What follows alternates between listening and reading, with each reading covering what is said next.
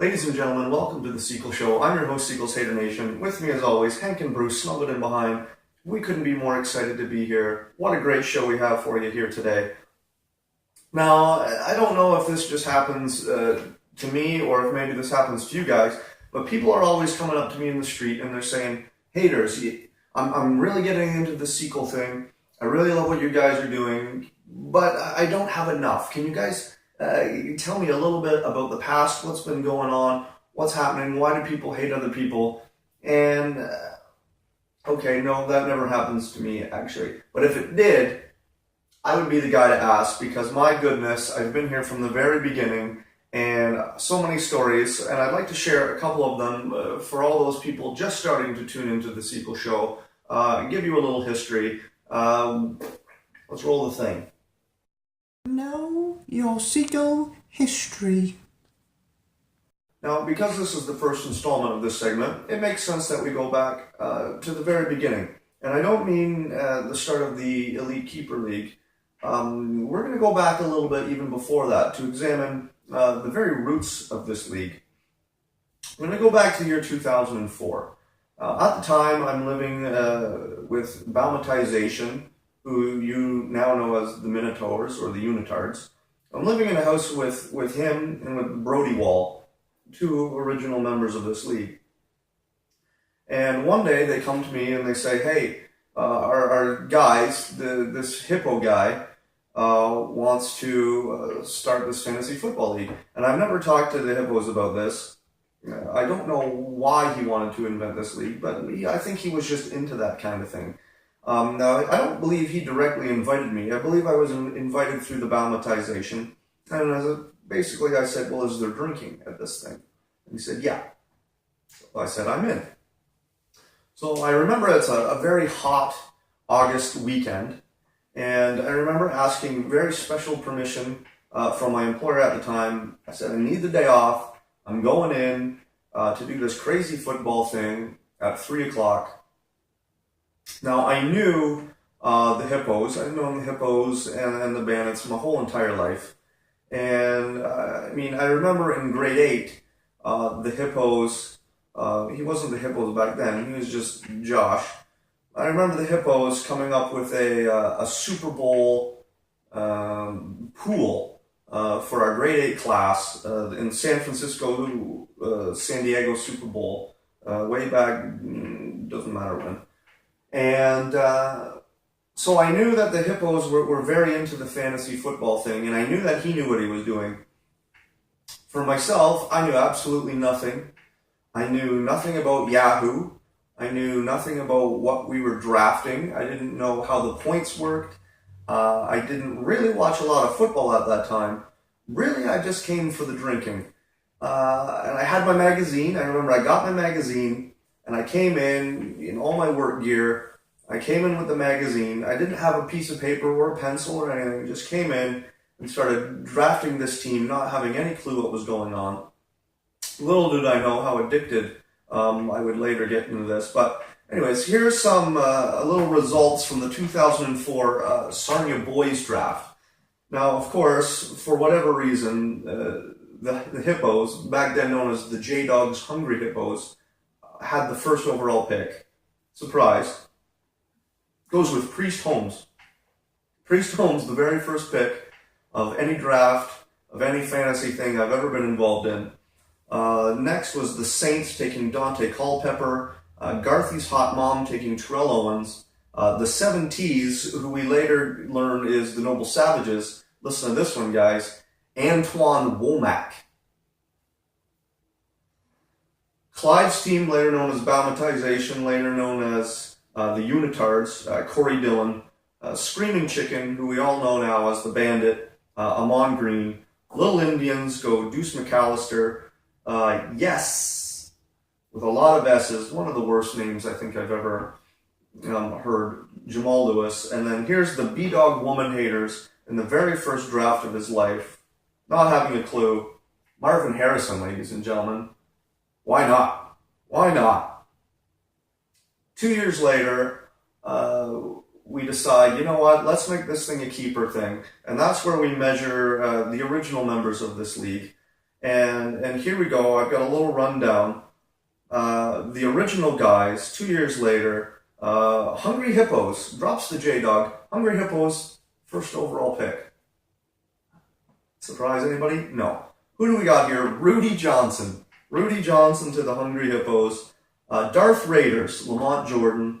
The Jive Turkeys, Sean Alexander. The Jive Turkeys later to be kicked out and replaced by the Donkeys. The Black Cats, who we now know as the Wheat Kings, LaDainian Tomlinson. The Bandit, Ronnie Brown. Brody Wall, Peyton Manning, and here he is, the B-Dogs Woman Haters, Steven Jackson. Steven Jackson, not bad. Never turned anything great, but not a bad pick. Noble Savages with Clinton Portis. Captain Charisma with Chad Johnson. Balmatization, Tiki Barber. Ruthless Rams with Edrin James, and McLawn, the very first pick of his career, Larry Johnson. End of that year, as most of you know, Balmatization wins the whole thing. Brody Wall second, Hungry Hippos third. And as we all know, the ring debacle, Balma saying, I don't want a stupid ring, just give me the money. And the Hippo saying, no, you buy the ring, that's what this league is about.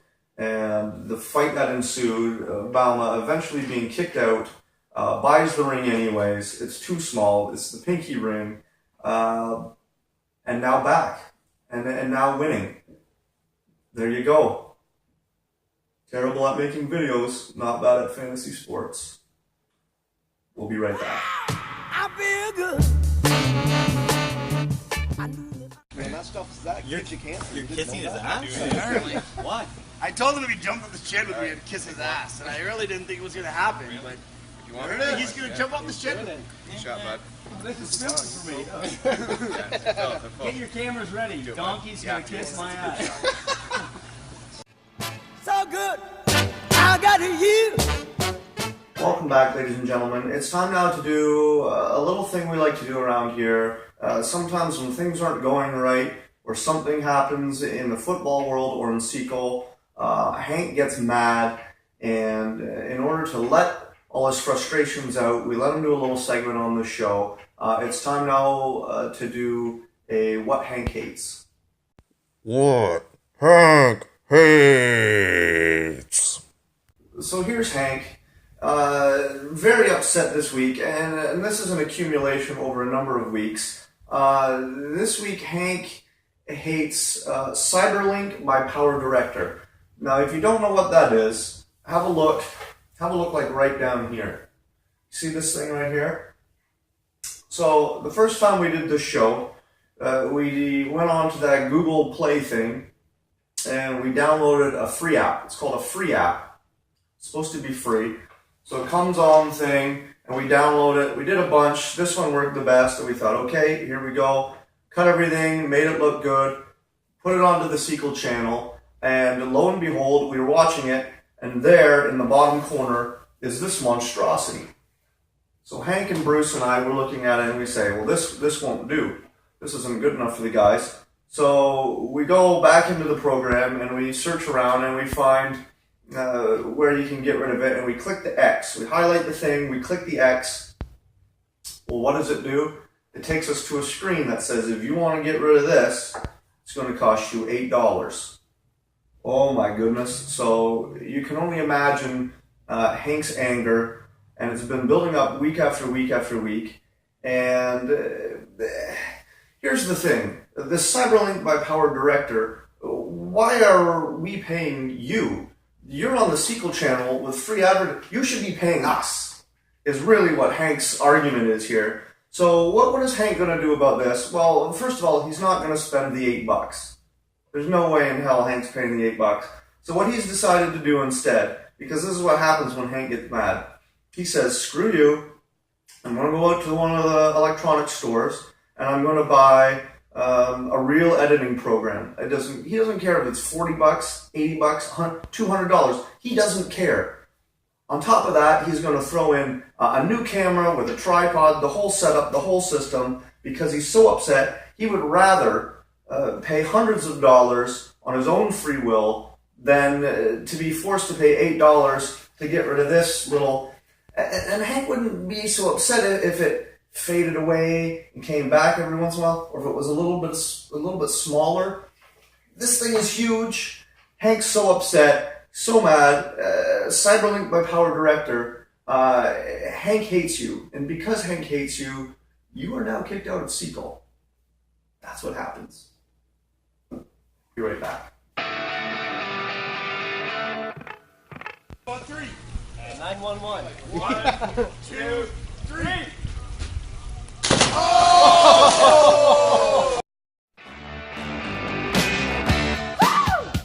Ladies and gentlemen, it's now time for everyone's favorite segment. It's time to learn Brucey's matchup of the week. Brucey's match of the week, yeah! Oh my goodness. So the Brucey, he gets in there, and again, last week, such a great matchup, another great pick this week, and there's a lot of teams that he could draw from here. So many people about to clinch playoff spots. The standings have never been so tight. I can't remember a time when they've ever been so tight. But here again, Brucey kind of ignores the top of that list, and he goes down near the bottom to those guys that are desperately trying to cling on to the playoff hopes. So here it is. Brucey takes two teams at 3-7. The winner of this one's still alive. The loser of this one, you may as well call them done. This is the Bandits and the Donkeys. Camp Candy, best buddies, and here they are. One's going to be a winner, hopes alive. One's going to be a loser. See you later. The Donkey, having never missed the playoffs before, oh my goodness. Let's look at the lineup here. Bruce has got this broken down. We already know what Newton and Benjamin did there. Prescott, ooh, what a story in Dallas. And now Tony Romo says he's the guy. Let him keep going. Very interesting there in Dallas. AJ Green, Randall Cobb, healthy again. Let's see. Aaron Rodgers, he's good. Coleman back from injury. Elliott, of course, my goodness. Miller, Rudolph, Rawls, Wallace. On the other side, Kenny Britt. I mean, Donkeys like this Kenny Britt for a long time. Finally paying off, buddy. Lockett, Jordan Howard, Prozac. I don't want to be the one to pick this one. I think we all know what my pick would be. The Donkey and I, obviously a rival. And earlier this week, selling off the team, selling the farm, getting rid of all the access stuff. McCoy's gone. All that garbage. Olsen's gone. So Bruce looks at this and he says, well, the Donkey's given up. We've got the new toilet bowl tournament coming up, but the Donkey says, I don't care. I want to get some picks for it. Not a bad strategy. The Bandit goes the other way, says, no, I'm not doing it. And that's why Brucey has in bold letters here, he takes the Bandit. You got to take the Bandit in this one. And that's just common sense. Sorry, Donk, but Brucey's the boss. So there you go. Let's go Bandit. Be right back.